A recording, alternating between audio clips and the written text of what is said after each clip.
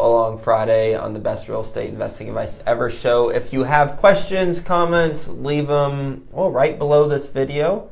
And if we don't get to them today, we will most likely get to them, assuming they're appropriate. We'll most likely get to them next week. Let's rock and roll. You ready? Let's do it, Joe.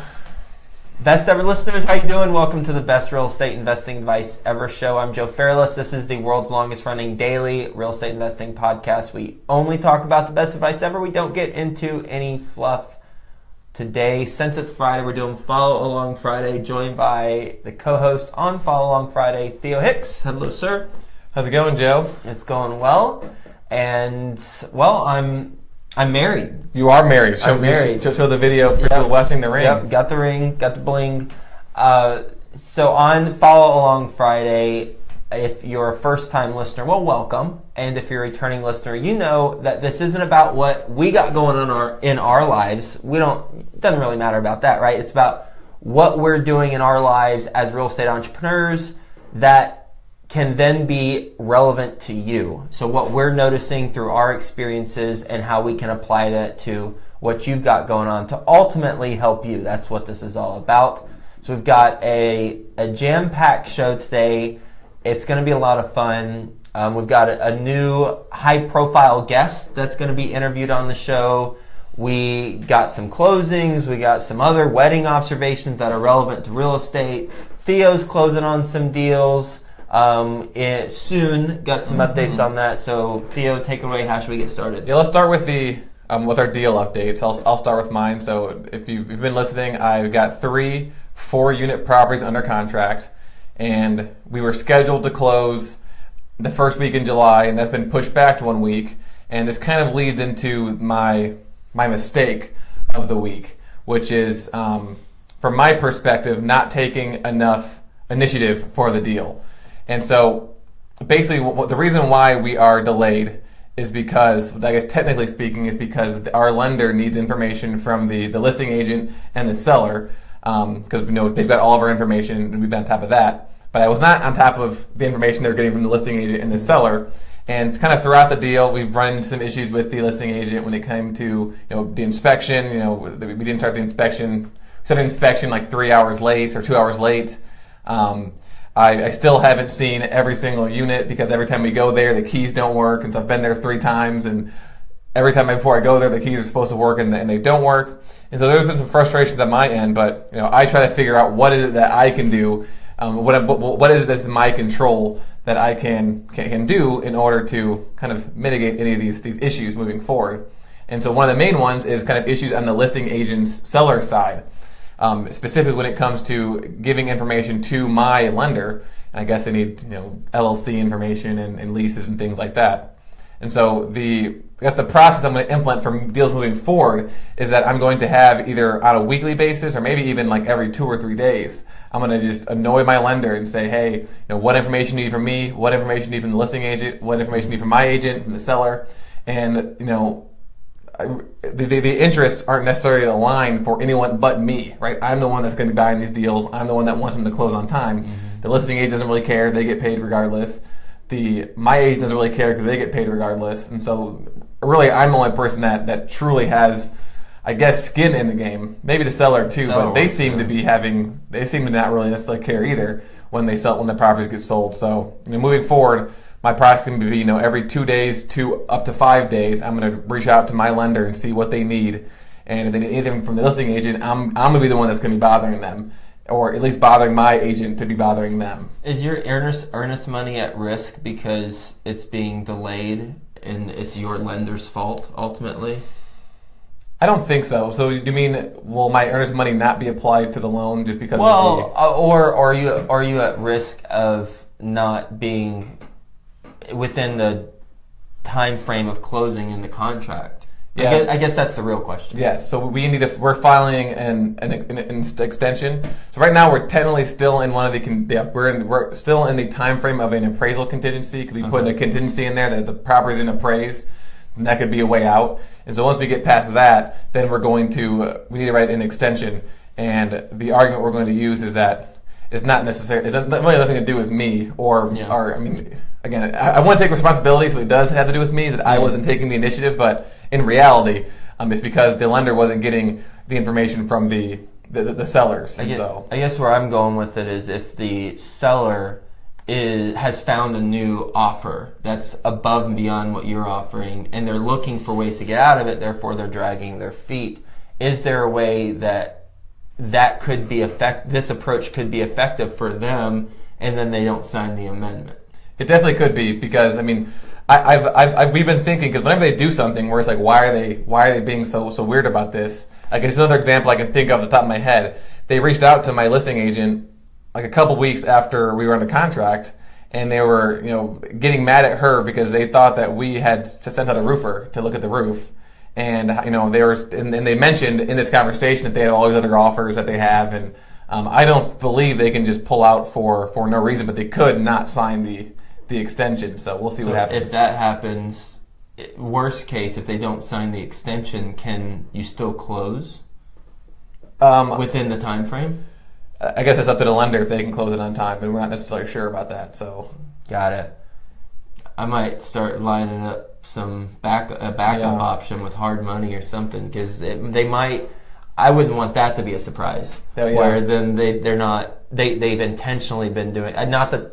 Yeah, I think the worst of people initially, but in contracts, you really got to make sure that you are thinking what would be the worst case scenario. The worst case is they delay for whatever reason.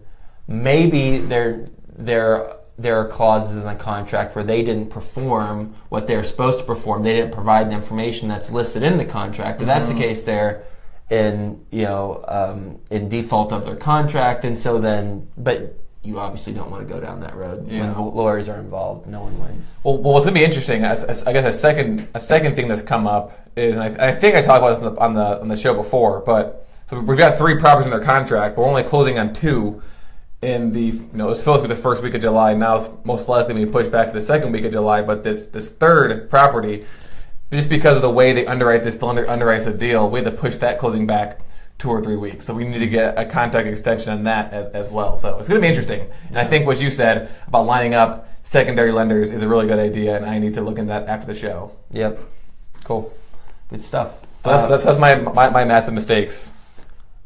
Cool. As far as, let's see, my mistake goes, it ties into, we closed on a deal yesterday. Congratulations. Yeah, and how many is that so far? 10. 10 deals. 10. We got awesome. 10 deals. That's a little over $170 million worth of apartment communities that my business partner and I have ownership in with our investors. So the mistake is that we're supposed to close last Friday, June 23rd, and in the email to investors, it was written last Friday because I was getting married the day before. I was family over, so we had the email written that way I could just hit send in MailChimp, and I didn't have to actually write the email. Well, that email assumed the closing date of June the 23rd, and in the email there's a link to an investor FAQ document, and in the document it answers questions that they might have after closing, like when's the first distribution, when will we receive our K-1s for taxes, what type of reporting should I expect. These have been answered in one-off conversations, but we like having it in one document. And then one of the things that we put in there is when will the first distribution be? And we had in there, since we closed on June 23rd, your distribution will be from June 23rd through July 31st because it'll be prorated, and that will be at the end of August. Well, we didn't close on June 23rd. We closed on June 28th. So we just had to go back and do a little sticky note on that PDF and after it was sent out. So I'm sure some of them were like, wait a second, we just got closing on June 28th, but this document says June 23rd. And that's just because we didn't go back and pay attention to the details after the initial thing was written. So, administrative a lack of oversight on our part, but not a huge deal. But something that nonetheless, it was a mistake, makes us look sloppy. And now when closings are delayed, we're going to pay more attention to, okay, wait a second, we already did this document, this has implications, and now it's fixed. Yeah, and for anyone that thinks like, oh, that's a small mistake, why are you worrying about that? It kind of reminds me of the Trevor, our life coach, Trevor McGregor's success ladder, and how he talks about going from was it extraordinary to, or outstanding to extraordinary is like 1 inch. And it's like the attention to details that go from outstanding to extraordinary. And so that's kind of where we're at right now in that ladder. We want to push to that top rung. Agreed. So those are mistakes. Transitioning, so you obviously mentioned that you got married, so congratulations on that. Yes, thank you. The wedding was amazing, and it was fun, it was a good time. And well, most importantly, we wanted you to have a good time. Yes, I'm glad that happened. And we're really good at, or you're really good at pulling lessons, like life lessons and business lessons out of events. And so you essentially were able to find a lesson from the wedding and other people's weddings, and kind of comparing it to real estate. So do you kind of want to kind of go through that? Yeah, and I'd say the lesson found me. And Colleen and I are married. We changed our Facebook update and said, hey, we're married, and tons of people like it, 200-300 people like it, comments. It's great. And it's a celebration, as it should be, of two people coming together. And then I see later that evening a post from one of my friends, and she says that they've been, I'll just read the post. Today marks 8 years of wedded bliss with my sweet Joshua. I am so thankful for every single day we spend together. Happy anniversary, J-Love. I guess that's her pet name for her. J-Love. And her name's Sarah. And I noticed that there were 39 people who liked that. And then I got to think, well, how many people liked their marriage? When they originally made the announcement, hey, we're married, how many people like that compared to 8 years of marriage?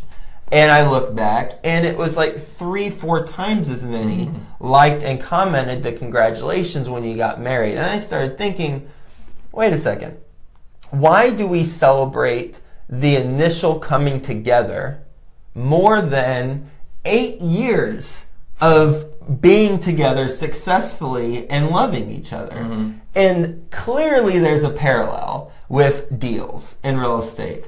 Why do we celebrate a lot more when we close than when we do a cash out refinance or when we deliver on investor projections annually? Why not celebrate those a lot more? And I got looking at someone else's, because coincidentally, there was someone else who posted the same thing about an anniversary. This one is from my friend Monica. It's a picture of her and her husband. Happy 2 years, my love! ! Time flies, anniversary. And 32 people liked it. And then I went back on the timeline of Facebook when they announced it. Married to Adam. Over 100 people like that. So why do we celebrate that more than when we actually have a successful relationship? I don't know. I really don't have the answer, other than perhaps the coming together is a new event, and once it's not new anymore, then the shine wears off from an outsider standpoint. Therefore, it's not as, new and sexy. Novel. Thank you. Yeah. But really, we should be celebrating more when we have time into something. So congratulations to Sarah and Josh, to Adam and Monica, and congratulations to me and Colleen for getting married. And I don't want to trivialize that, but I do want to call that out, that tends to be human nature, and I believe it's freaking backwards. I believe we should celebrate more the milestones, anniversaries, the successful deals that are delivering on our projections. And people are going to be like, it's a little weird when you celebrate, 2 years worth of cash flow from a deal. But that's really what we should be celebrating. The more people I interview who are playing at a 3 times, 4 times higher level than I am, the more they're like, it's less about actually getting the deal. It's more about what do you do after you have the deal. Mm-hmm. Yeah, there's a book called The Happiness Hypothesis by, what's his name? I got his face in my mind, but I can't remember what his name is. And I think this relates to this because he basically talks about how to become happy, and he kind of puts forth this hypothesis as to how to become happy and why people are not happy. And in the analogy that he uses is like a spectrum, and like the top is like the maximum happy you can be, and the bottom is the saddest you can be. And obviously the spectrum is basically infinite, and you've got some range on that spectrum where you're at, and the middle is kind of like your default point. Mm-hmm. And whenever something new happens, then for instance, you get married, right? So your default happiness is here, you get married, and you skyrocket above your entire range that you've never been before because this whole new event, and that's why it's super exciting. And then when that happens, it kind of brings up your entire range higher up, so that now that you being married is kind of like, at first it was this novel, amazing experience, whereas now it's from your psychological perspective, it's like, okay, now this is just normal, which is when the anniversaries comes, now that's kind of at your new default position. And I guess the same thing could be with deals too, because we think about it, when you did your first deal, you were like, this is amazing, this is crazy. And now you've got 10, and the 10th deal feels a lot different than the first deal. Maybe, I'm assuming it does. And that's because when you did your first deal, it was here on the, it's the same, all the deals are at the same spot on this happiness spectrum, but your range was lower. So at first your range was here, with the happiness of the deal being up here, but then now your range is up here. Anyone who's actually listening to this is probably going to have no idea what I'm talking about. No, on the video, I basically move my hands up and down. For people listening, I move my hands up and down for range. But yeah, it's basically as time goes on, as you experience new things, new events, marriage, new deals, new job, your spectrum, your range on the happiness spectrum moves up or down. And whereas the events kind of are at the same spot on the actual fixed spectrum that everyone gets to work with. So that's just maybe an explanation as to why that happens. Yeah, that makes sense. That makes a lot of sense. I mean, the one thing, and the last point on this, and we'll move on, one thing that it reminds me of is an interview that I did yesterday with someone, and I forget the gentleman's name, but when the interview comes out in a couple months, it will be obvious. He talks about, he's in Huntsville, Alabama. He's a broker. He's like the second or third leading brokerage. And he's been around for 5 years, just doing like 700 deals a year. And he talked about being goal-oriented versus growth-oriented. When we're goal-oriented, then we have the highs and lows of accomplishing things. But when we're growth-oriented, that's the way to be, because then we're continuing to grow and grow and grow, and we're celebrating along the way as we're growing. Goal would be just, peaks and valleys, whereas growth would be you're continuing to climb up the mountain. And that's when we have the growth-oriented mentality, then I don't think we would, perhaps we put as much emphasis on, say, a marriage or a closing, a wedding or a closing, but we would also put more emphasis on a 1 year, a 2 year, a 3 year anniversary, and we would celebrate others who are getting those as well. And same with, a deal closing and then successful in 1 year, 2 year, 3. Mm-hmm.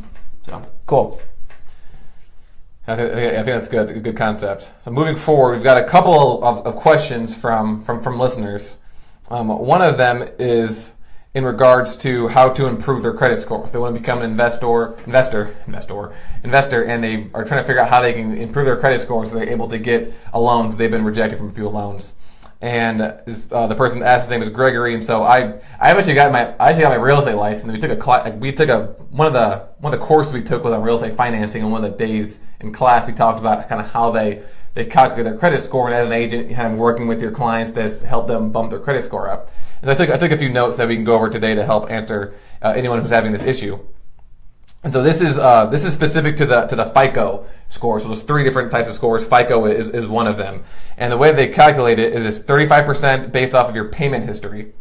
It's 30% based off of your amount owed, and then the rest is based off of your length of credit history. And so you can kind of look at that and see what can I do in order to make sure that I am performing well in all 3 of those categories. And so some of the advice that I found is it actually came from FICO themselves of how to do well in these categories. In regards to the payment history, it's pretty self-explanatory. Just make sure you pay your bills on time. And so make sure that you either set some sort of a notification in your calendar. That's what I do. I have a calendar entry that says, hey, my credit card is due these days, and so I pay them. And so that's payment history. That one's pretty self-explanatory. And that's actually 35%, so one of the biggest chunks. The second one is amount owed, so that's 30%. And so from that perspective, you want to make sure that your overall balance compared to your credit limit is low. If you have a $10,000 credit limit, you don't want to have it sitting at $10,000 constantly throughout the month because that'll negatively affect your credit score. And in order to do that, you want to make sure you're actually paying off the cards and not doing the balance transfers. Those, when you log into your credit card website, you see that massive special 0% for 24 months of balance transfer. Because you do that, you still have the debt is still on your credit history. It's just moved from a different credit card, and you don't get hit with interest, but you're still being affected negatively in regards to credit.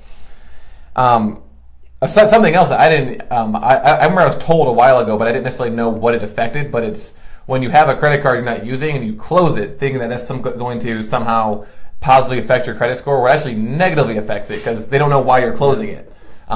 I've heard that you can send it back if you want to close your account, put it in an envelope and actually send it back to your to the credit card company so they know why you're closing. It's not because you got stolen or because you can no longer afford it.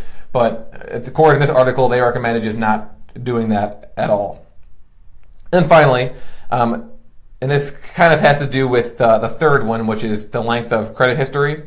But it also has to do with amount owed, is don't open a bunch of new credit cards. And so if you want to extend your balance and you think, I'm just going to open up a new credit card in order to have more money, that also negatively affects your credit score. Temporarily. Yes. Temporarily. One thing when you do open up a new credit card because you should have I believe credit cards to help with the credit score. Mm-hmm. I like to not have the annual fees. So if you don't have an annual fee and it's just a credit card that's open with a line of credit, then no harm, no foul. But if you have an annual fee credit card, which I have a couple at this point because I do I use it for business and it makes sense to have them. I think I haven't really looked into that much. Then when you have credit cards, just try not to have an annual fee. Yep, no, definitely no annual fee. I remember my mom always harped me on that when I opened cards. There's 2 additional tips that I have that just from my perspective that I use because I have a really good credit score because I've had a card since I was 18 years old and I've always paid it on time. My parents helped me out with that, so it's not all on me, but I have a really good credit score. And one thing is it's a application called Mint, M-Y-N-T, I think, or M-I-N-T, one of the two. I've heard of Mint, M-I-N-T, the financial website. It's a financial website then. Yeah.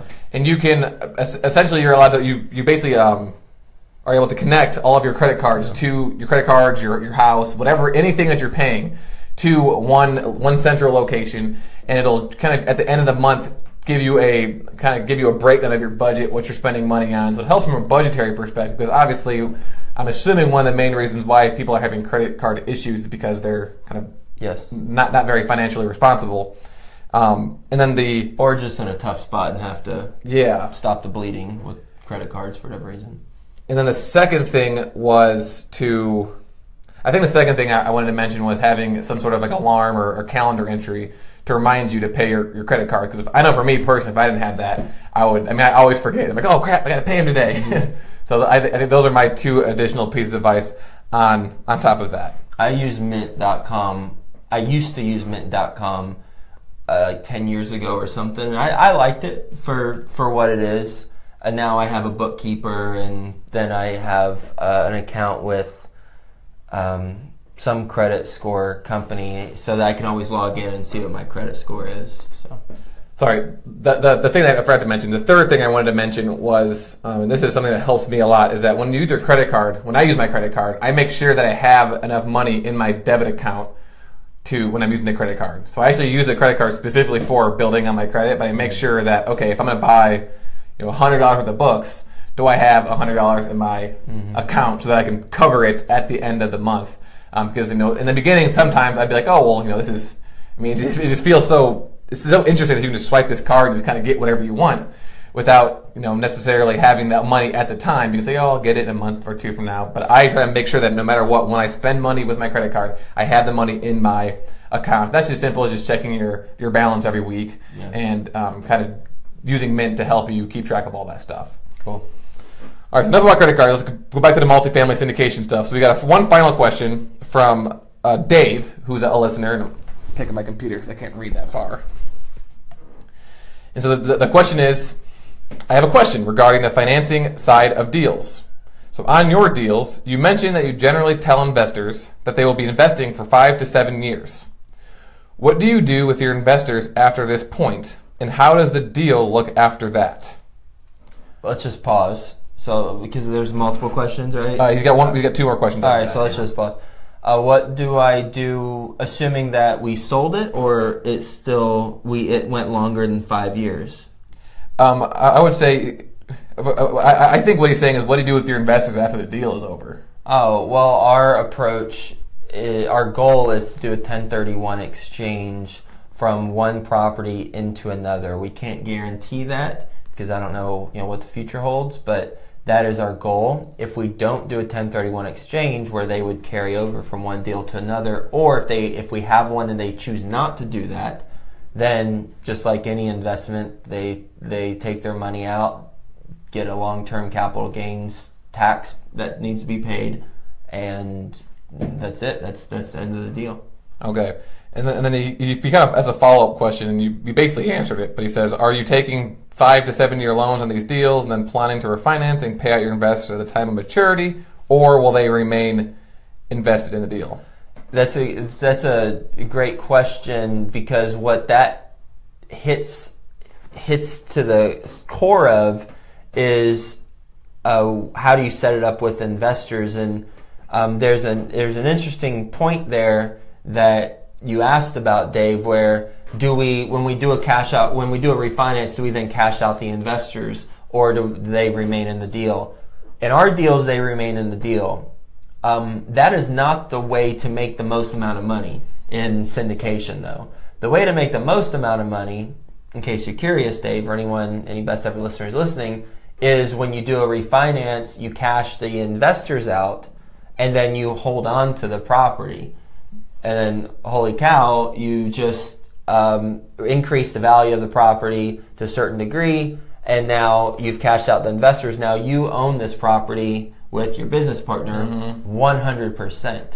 That's the big time way to make to build your wealth. Now there are a couple downsides, and there's really one main downside, and that is it's not as appealing to investors, because basically it is a debt financing play for investors instead of equity where they have the upside potential.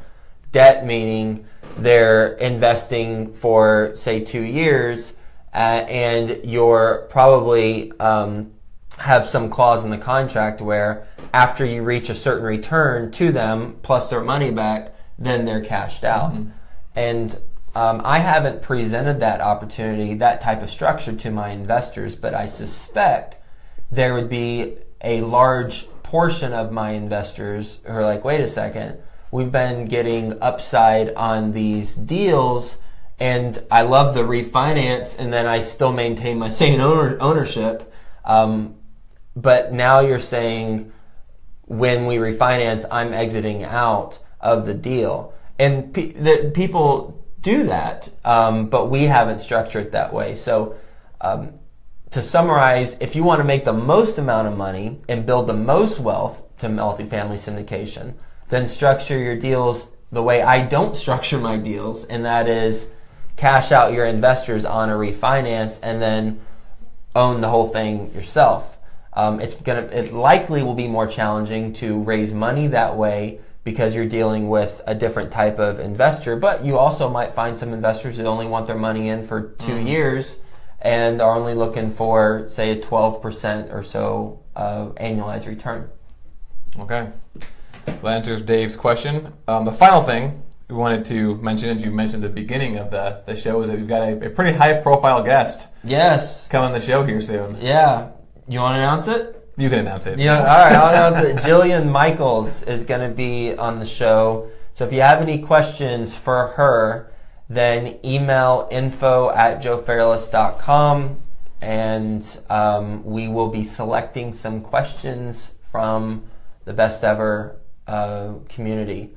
So email info@joefairless.com if you have any questions for Jillian Michaels. I am interviewing her on July 11th. Okay. So get your questions in before July 11th. Jillian Michaels, and we're also working on some other high-profile people, but right now we'll focus on her because we're looking forward to interviewing her. And then lastly, we didn't talk about basketball real quick. We haven't played in the last 2 weeks. We haven't. Theo says he hurt himself or something. I don't know. He knows I've been practicing a lot. But are you injured still? Well, no. So I hurt my knee, and then I was doing CrossFit, and I slammed my elbow on a bolt. Mm-hmm. And so my elbow's completely destroyed right now. It doesn't look swollen at all. It doesn't look swollen, but it feels swollen, that's for sure. All right, so we haven't played. No one won. And I didn't lose basketball, but no. So when we do play, so we're not playing today? I cannot play today. We're not playing today, so forget the basketball thing. Best Ever listeners, hope you enjoyed this. Have a wonderful rest of the week, and we'll talk to you soon.